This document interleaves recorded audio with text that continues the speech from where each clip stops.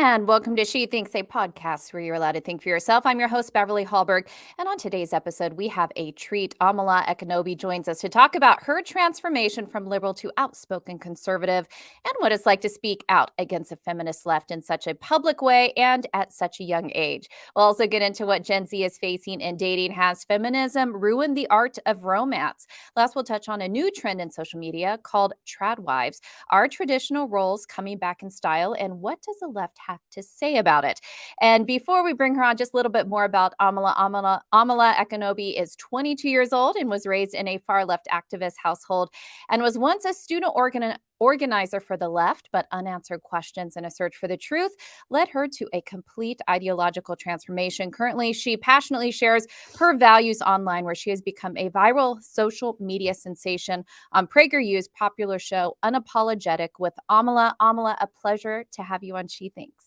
It's so good to be here, Beverly. Thank you for having me. And I think you do embody the motto of this podcast where we say you're allowed to think for yourself, because you do think for yourself. You express your views on your show, Unapologetic with Amala. And just want to start by asking you, how did you get to the place not only where you develop the skill of critical thinking and thinking outside the box, but also the bravery to speak out, because there are a lot of haters out there?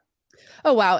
It was a rough road for me. As you said before, I was a left-leaning activist for much of my life and really deeply entrenched in that sort of ideology, just based on a number of factors. The way that I was raised, growing up in a conservative rural town and wanting to be different, and just wanting to be a world changer like most people do. And I graduated high school and decided, why not take up the torch of being an activist, and did that for about a year before I realized this is not the ideology for me. This is not the way I want to lead my life. I'm depressed. I'm anxious all the time. I'm constantly searching for injustice.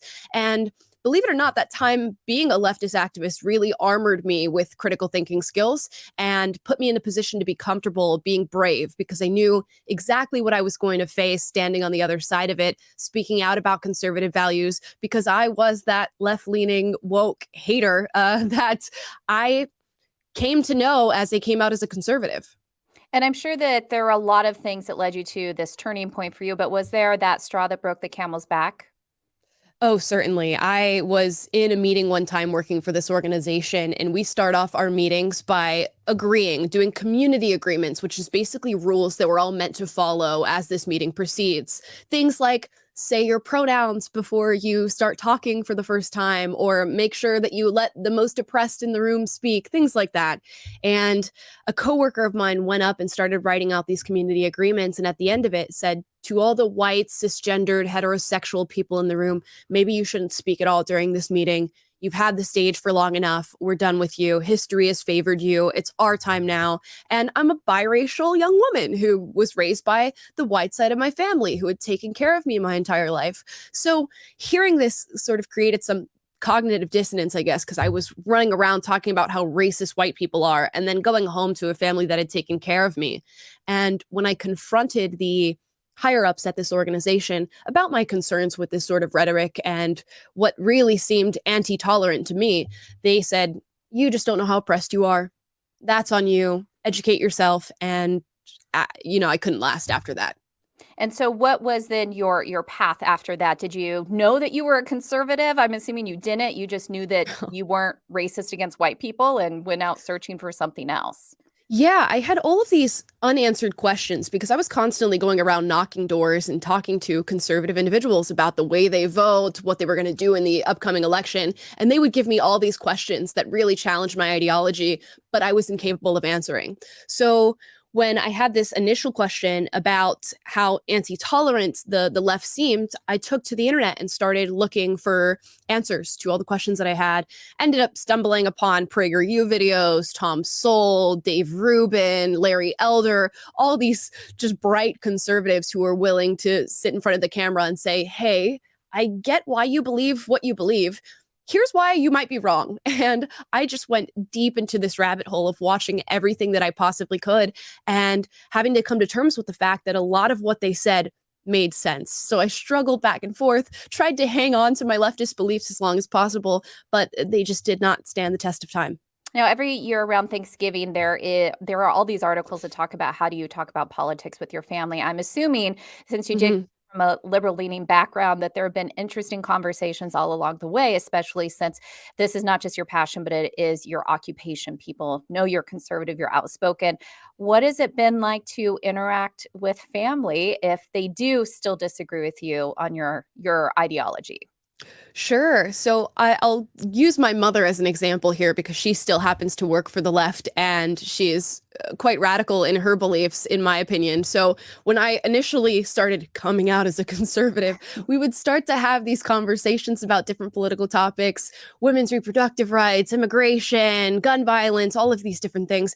And it was rocky at best is what I can call that. We would go at each other's throats essentially because I was this newly passionate person who had found what I believed to be the truth, and she was a parent who was watching her kids sort of fall off the wagon as many parents are experiencing right now, both conservative and liberal. So we went at each other's throats for a few months and then just recognized, hey, this is not what we're trying to conserve in this relationship. We want to keep our mother-daughter dynamic strong. And, when we are both on our deathbeds at the end of the day, we're not going to be worried about these political arguments that we're having. So we kind of had a sit down where we said, maybe politics is not part of our relationship, or at least if we're going to inch into those conversations, do so with the mindset that neither of us is going to change the other's mind, and we can continue to have this relationship.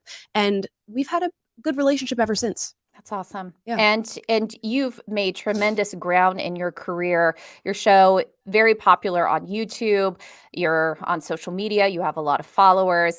You are a social media influencer, which I don't have the exact stat in front of me, but I think I read somewhere that about a third of Gen Z wants that to be their dream job. And of course, not a third of Gen Z is going to be a social media influencer, but Sure. you have attained what so many wanted. How did you get to this point? I say all the time that I think I just stumbled into this. I left that left-leaning organization and said, you know what, no more politics. I don't want to argue with people anymore. So I started working at a medical clinic in my local little small town and was working as a technician. And one day I downloaded TikTok, regrettably, and started scrolling on it. I guess not regrettably, because here I am now, but I started scrolling down this For You page that was supposed to be content that they had curated for somebody with my demographics, being young, being biracial, being female. And I was getting all of these activists telling me how important it was to be a fourth wave feminist, or how we must fight for racial equity in America. And I thought, wow, this is all the stuff that I had been taught as a young person that led me down this path of depression, anxiety, and constantly searching for that injustice, as I said before. And now people are getting it in mass on social media. Who is here to counteract this? And I saw very few conservative voices on TikTok. So I thought, okay, I'm just going to make a short video talking about my transition from left to right. And I posted that video on the internet, and that got tens of thousands of views. So I took it up as a hobby and just started answering people's questions about this transition in my life, asking them questions about where they're at, trying to debunk some of the leftist lies that I felt that I had been indoctrinated with. And eventually I'd made a video debunking white privilege, and that went on to get 10 million views on the platform, and it just skyrocketed my career, I guess. And that's where I landed here at PragerU. And for those who are not on social media, or at least not on TikTok, how would you say the conversations typically are around a definition like feminism? How does it typically go? What are the common narratives? And are there many people like you trying to counter that? I would say there is more than you'd think. Once I entered that space and started doing it, I did find that there were a lot of young women in particular who are feeling disillusioned with the feminist movement. And you'll find, as far as a definition, you'll get thousands of definitions of what the feminist movement means on TikTok. The common threads that I see is often being anti-men, being pro-sexual promiscuity, wanting to take on men's roles in society, or at least those previously traditionally gendered roles that we had before, and a rejection of what have been typically seen as traditionally feminine traits, occupations, being a stay-at-home mom, being nurturing and caring. Those are the common threads that I'm finding. Very rarely are you finding feminists who are identifying with maybe first and second wave feminism, which was just evening the playing field. Exactly. And you took on an interesting topic in one of your episodes as of late, and that was looking at there was a show that you were highlighting, and it was a self proclaimed feminist answering this question about if she's a feminist, why does she still think that the guy should split the bill on a first date? And she really Sure. struggled answering that. And I was hoping you could give us a little bit more context for that and some of those pitfalls that feminists fall into, where in some ways, they think this is about we need to have equal gender roles. You and I would disagree with that in our view of what feminism is. Sure. But they still expect the man to act certain ways. And do you find that there is this place where those who identify as feminists are struggling to figure out how to reconcile that? Certainly. And I think what it's contingent upon how you view feminism, and there's two really big camps that you can be in. You can be in the feminist camp of equality, which is probably the camp that you and I would be in if we identified as feminists, saying that men and women should be treated equally, should receive equal opportunity, but they do take on very different roles in the society, somewhat of a yin and yang that supports each other. Then you have these fourth and fifth, we're probably not in the fifth wave yet, but fourth wave feminists who say, I believe in equity, which means men and women have to have equal outcomes in our society. We want the same number of male and female CEOs split halfway down the middle, although they get a little bit quiet when you start talking about being a construction worker or a Right. garbage man, but that's neither here nor there. So when a feminist is confronted with this idea of you are fighting for equity, but when it comes to the dinner table at your first date, you want the man to pay, how are you holding these two beliefs in your brain? And that's where that cognitive dissonance comes in. It's the same cognitive dissonance that I experienced having gone into work saying white people were racist and then returning to my white family. And now they're struggling to reconcile that, but I think just ignoring the fact that they're experiencing this. And so what is one of your tools to be able to counter this narrative? So and I don't mean just use social media, get your message out, but the way you Hmm. talk about it. And the reason I bring that up is I also was following you when you were going back and forth, but in a, I would say in a very kind way with Dylan. Why am I blanking on last name right now? Mulvaney. Yeah, Mulvaney, Mulvaney. Hmm. who has gone viral talking about being a girl and how many days he has been a girl. And I find that the way that you do talk about the issue of transgender, and people do call you a transphobe just because of your perspective. I think you Sure. talk about people in a very respectful way. And is that something that you've taken on where you can say, look, I think you can choose how you want to live your life, but I can also disagree on certain aspects of how you want that to influence children or what policies should be? Has that been purposeful on your part to really focus on treating people with respect, even if I disagree with you on your perspective? 100%. And I wasn't always like that. When I was a leftist, I was super angry at anybody who disagreed with me, and I viewed them with a lot of vitriol. Then I left leftism and started inching into conservatism, and I was very angry at woke leftists for having put me through what I went through in my prior life as a leftist, and felt a lot of anger for having been indoctrinated and believing these things. And then I realized, okay, we have these two separate camps of people. Everybody is getting there based on their own life experiences and things that they have been exposed to, and they shouldn't be ashamed for that. And when I was inching over into conservatism, it wasn't people who told me that I was stupid and brainwashed who really resonated with me. It was people who said, you know what, with everything that you're seeing on mainstream or legacy media, on social media, what you're hearing in school, the narrative that's being spun for you, I completely understand why you believe what you believe. Here's a separate perspective, and maybe hear me out and see if it changes your mind. Or here's some questions that I want you to ponder in regard to your own ideology. And I'll just leave those with you. I'm not expecting you to change your mind, just leaving them with you. And when you have an answer, get back to me. Because I was left with all these unanswered questions that when I finally did take the time to visit them, my entire mind was changed. So that's how I approach things now is, I was you 4 years ago. Can we talk it through? I'll tell you about my journey. You tell me about yours. And if you don't have a mind changed, go on about your life. I'm sure it'll happen at some point. Well, we talk about being a very polarized society. Do you find that people are typically receptive to that, or do you find that most people still don't want to engage in debate or just general discussion? Yeah, it's a hard wall to get over, but I will say that I've had, I think, more success than most trying to get people who vehemently disagree with me to maybe come to a speech or enter Q&A. I had a moment at a university, and it was the first ever university that I spoke at. We'll never forget it, Winona State University. And I showed up, and there was 40 to 50 students who were there ready to protest me, had all these signs about how I was a white supremacist somehow and racist Were and white people holding these misogynist. signs just Y- for clarification? Yes, Yes. imagine how that Yes. happens. A predominantly white group of students was calling me a white supremacist. Gotta So love it. I I confronted them, and this is on video. Anybody can go and watch it, and just walked up and said, "Hey, I want to have a conversation with you guys, and I want you guys to come into the speech."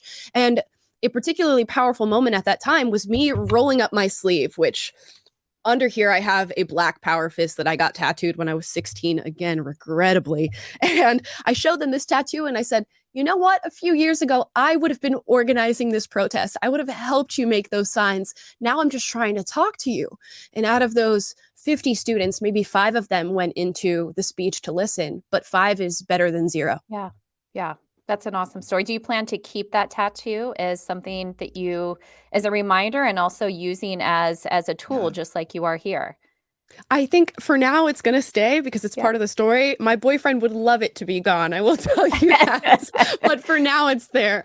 So let's talk about dating. You mentioned that you do have a boyfriend.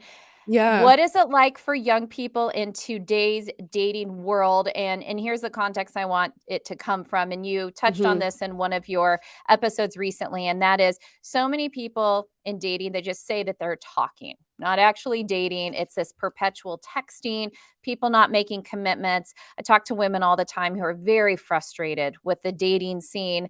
What have you seen in your experience? And I'm glad that you have found somebody who's committing to you as a boyfriend. That's a good thing. Yes, I was very lucky to find the one that I'm with right now. I the dating scene is rough, and I know it from women who I'm very close with and friends with who are out trying to venture into the dating scene and find men. I'm living in LA, so I think it's even harder here than it is in other areas, but there's a lot of just non-committal conversation, like you said, that talking stage, which I'm unfamiliar with what that even means now. Maybe because of dating apps and the texting back Right. and forth, we've developed some sort of talking stage, but there are women who are being sexually promiscuous and giving everything really that men want out of relationships without being in a relationship. So there seems to be no incentive to create those deeper bonds and links that maybe lead to family and marriage, as that does not seem to be the goal for at least a lot of young people right now. I won't say necessarily most, but a lot of them. And statistically, people are waiting till far later in life to even have conversations surrounding marriage and kids. Some women in their early 30s, which is quite late if we're looking at recent history in the US. It's a very strange time. And so when you're, let's say, talking with your girlfriends, talking to them on how they should approach dating, what do you say to them? Because I think this is a common fear that people have. It's like, if I don't act in dating like other women, nobody's going to date me. What encouragement do you give to them to still hold on, not just to their values, but if you look at the economics of dating and also just men in general, if you actually hold respect for yourself, there will be more men who will respect you. Yeah, I think it's honestly a tough conversation of you're just going to have to see it through and go down this path. And there's going to be a lot of rejection of you rejecting men and them rejecting you because you're not willing to move at the pace that they're trying to move without commitment. So it's a lot of sort of wading through the water until you find the right person for you. I luckily found somebody just by happenstance and out of all places at a bar in LA, but it's not common for that to happen anymore. And people aren't really seeking relationships. I think I read somewhere a stat that said 60% of young men right now in the United States are single, where that is only about 33% for young women. So the numbers are not adding up. And honestly, I just tell them you're going to have to go through a lot of trials and tribulations before you find the man who's going to actually lock things down. We had a sociologist on our show, and he was talking about marriage and where we could see things in a few years. And the stat that he quoted was that a third of women in Gen Z will never get married if we continue with the current trajectory that we are on, which, of It's course, just is crazy. daunting and sad in so many ways. And correct me if I'm wrong, but I think one of the messages is It's going to be hard. Rejection's going to happen. However, don't try to delay it. If you meet somebody when you're 22 who's wonderful, do you focus on not just your career, but also marriage? Is that something that you have in mind and also communicate to young people? Oh, 100%. So our CEO here, Marissa Streit at PragerU, she said something really important to me when I started working here. She said, Amala, your career is very important, but you should work just as hard at finding your significant other as you do at, seeking out accolades in your career and moving up the ladder. And I took that to heart. I know a lot of women are taking that message to heart. I think that Gen Z stat, however, is coming from the women who are rejecting that narrative. I see a lot of young Gen Z females saying, I never want to get married. You think I'm going to enter into some sort of contract with somebody when it's inevitably going to end, or they're saying, I want to be that career woman who is an aunt who spoils her nieces and nephews, but doesn't have any obligation to anything outside of herself and her travels and getting money. And while that might feel good in the short term to pursue those things, and you might cushion your happiness with money and things like that, once they're hitting 40, 50, Yeah. I just don't know how that looks. Yeah, absolutely. And I wonder too, as we see so much about feminism has seeped into every aspect of life, including dating, which we just talked about. If we are seeing maybe the pendulum swing back a little bit, where people are pushing back against what feminism says makes us happy. And this brings up a trend that we see on social media. It's not really a trend, it's called just a traditional wife, somebody who Hmm. likes to take care of her husband. That could look like something like being a stay-at-home mom, stay-at-home wife, cooking, cleaning, etc. But on social media, Tradwives are going viral and showing this more like 1950s wardrobe, uh, cooking and cleaning and celebrating that. And of course, so many feminist women hate it. Tell us a little bit about what you're seeing on social media. What do you make of it?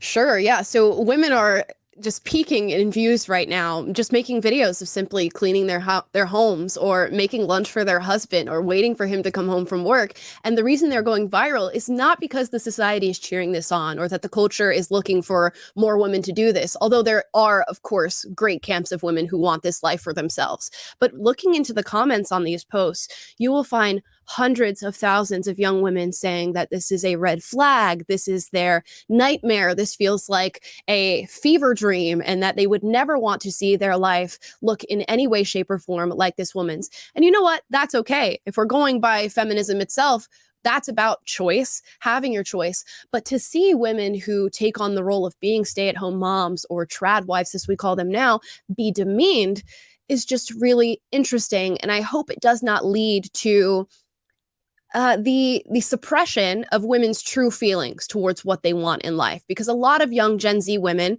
this is going to resonate with them. This is going to be a life that they see for themselves. But if all their peers and everyone on the internet is demeaning and bullying a woman who makes this choice, that might lead them to go down that career path, to try to get that job in STEM or to try to be a CEO of a Fortune 500 company. And later down the line, they will regret that. So these are the things that need balance. And unfortunately, they're not balanced. And I also think it goes against this narrative that is perpetuated out there that women can have it all, that you can have a career, you can have a spouse, you can have kids, and you can do it Mhm. all and be really happy.